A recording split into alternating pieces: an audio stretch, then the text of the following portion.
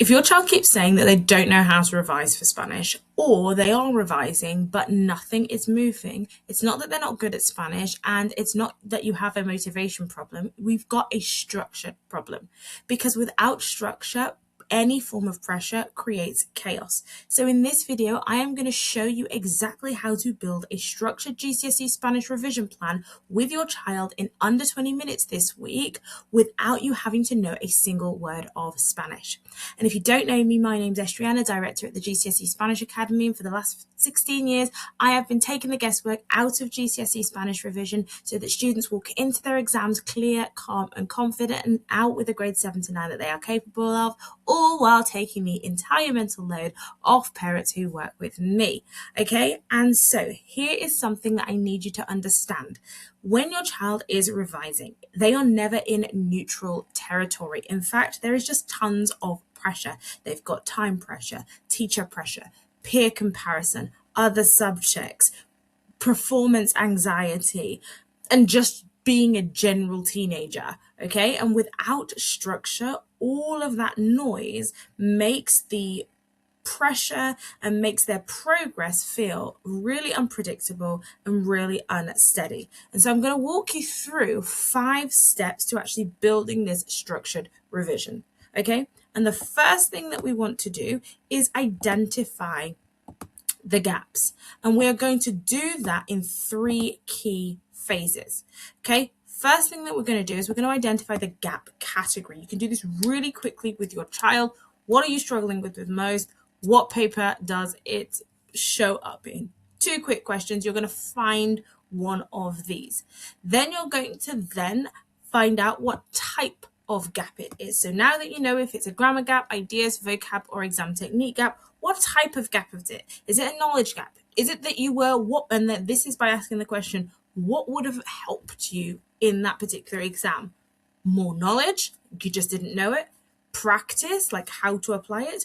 Or did you just freeze in the exam, lose your confidence, lose everything, and that's an exam application gap? Now you know what gap category it is and what type of gap it is, then we now know what main action we need to take in your revision. If it's a knowledge gap, you didn't know it, we've got to fill the gap. If it's an application gap, you struggle to apply that particular bit of knowledge, skill, you need some isolated practice on that gap. Or if it's an exam technique gap, you just need consistent time exam practice. Now that we've identified the gap, the next thing that you want to do is now we're going to define the goal, and we can define it in one clear sentence. I'm going to walk you through exactly how to do this.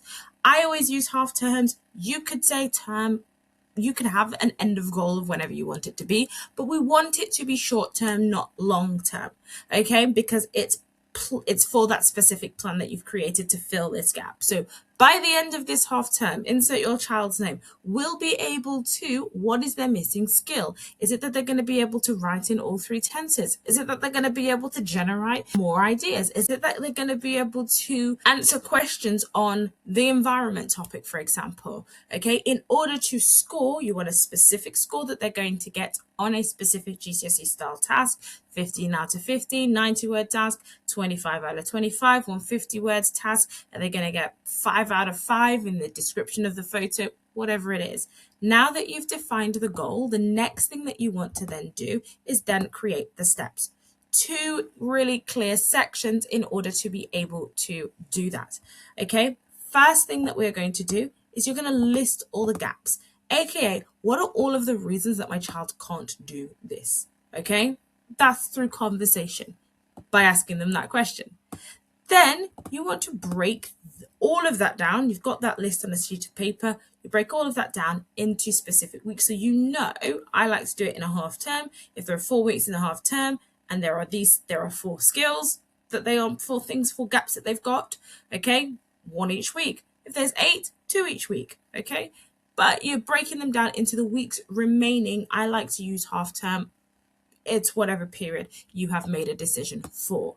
Okay, the next thing, step 4, is now you're going to define the plan. Now, this is where a lot of parents get stuck and end up spending their Sunday nights trying to formulate loads of different things. It's really super simple. There are 3 key parts to a any GCSE revision plan. 3 things that you want to know. One of them we've already got, if not 2 already. Okay, and they all begin with C. Content, consistency, critique. Content tells you what will they be studying. Well, we've done that in step 3 when it comes to these steps. Then the consistency, this is what you're going to have to decide at this point. When are they going to study? How often? And how long will they be revising? This part B is going to be really crucial to helping you work that out. Because, for example, let's say that you are using the half term. There are 4 weeks left. If there are 4 weeks left in the half term, but you've got 8 gaps, we either need to think of either specifying making the goal a little bit smaller, so more achievable, okay? Or we need to think about, we need to actually spend some time over the next 4 weeks and maybe get rid of certain things or push different things into different places. So when, how often, and how long are they going to be revising? Then this is the key, because this is how you are going to do this without knowing any Spanish, and that is getting critique. What will they be getting feedback on, and from where? Once you've got all of that down, okay, because that's the only way that you're going to be 100% sure that they are definitely making progress. Now that you've got this down, you've got the plan, the final thing is, well, what should I be seeing? Okay, and this is confirming the KPI. What is going to be that key progress indicator? Okay, and we should be seeing it every 7 days. So this is your 2-minute check. Every 7 days, you're going to check these 2 things. Has their confidence improved? So you're going to get a confidence rating on this particular goal at the beginning, and then you're just going to get it every 7 days, okay, out of 10, nice and simple, okay? And then, has their capability improved? That's this score that they are going to get. If the answer is yes, their revision is working. If not, it's not, but you know every 7 days, so then you can go in and make any necessary interventions before we come to marks, potentially having to sit the foundation paper, reports that are disappointing. That's well in advance, and that is the benefit of taking these 5 steps. And there they are for you. Now, I get it. I'm a parent too, and as parents, you already have enough mental load, you've got enough on your plate. So if you would rather not spend Sunday building this for yourself, what I've done this week is open up a few 15-minute grade 9 consultations. On that call, I'm going to do a few things for you. I'm going to identify your child's exact gap, build that half-term goal for you, map out those weekly steps, and then define the KPI that you can use to check with your child every week for 2 minutes a week, so that you can walk away with that structure, knowing that their revision is working and without all of the stress. If you would like one of those slots, what I want you to do is DM me the word plan and we'll get you booked in, okay? And by the end of this week, you will be clear and have built this structured GCSE Spanish revision plan for your child so that they can go ahead and achieve that grade 7 to 9 that they are capable of.